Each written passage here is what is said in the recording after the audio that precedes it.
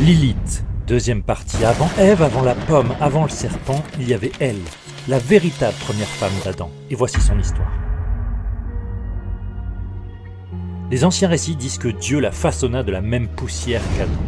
Pas à partir de sa côte comme Ève, mais de la même manière, fait de la même matière. Ils étaient donc égaux. Mais dans ce jardin d'Éden parfait, l'égalité devint rapidement un combat. Adam voulait commander, et Lilith refusait.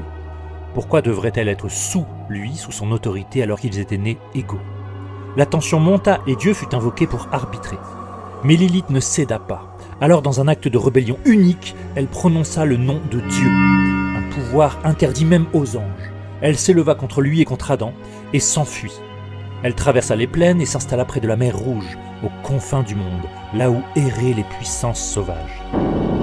Adam se plaignit de sa solitude, et alors Dieu envoya 3 anges, Sénoï, Sen-Sénoï et Sémon-Guélof, pour la convaincre de revenir. Et s'ils échouaient, ils avaient ordre de la punir. Ils la retrouvèrent dans les ténèbres, entourée de créatures inhumaines.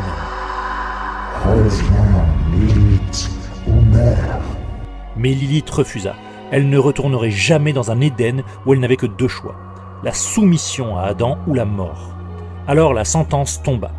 Dieu déclara que Lilith ne connaîtrait jamais la joie de la maternité. Ses enfants seraient innombrables mais périraient aussitôt. Dans son exil, elle s'unit aux anges déchus qui vivaient près de la mer. Et de cette union naquirent chaque jour des centaines de démons. Des enfants monstrueux liés au chaos. Mais ces enfants mouraient chaque jour, une malédiction sans fin. Alors que Lilith s'enfonçait dans l'ombre, Dieu créa Ève à partir de la côte d'Adam. Une compagne façonnée pour lui, plus docile, plus proche de l'homme que Lilith ne l'avait jamais été. Et d'Ève naquit le peuple humain. Et c'est alors que Lilith fit un choix.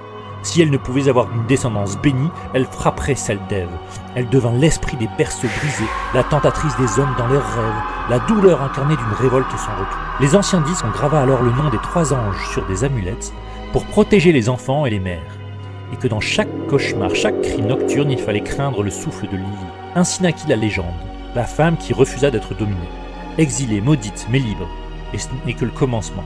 Car bientôt les mystiques de la Kabbale lui donneraient un royaume entier, la nuit. Et c'est cette transformation que raconte la 3e et dernière partie de son histoire dans la prochaine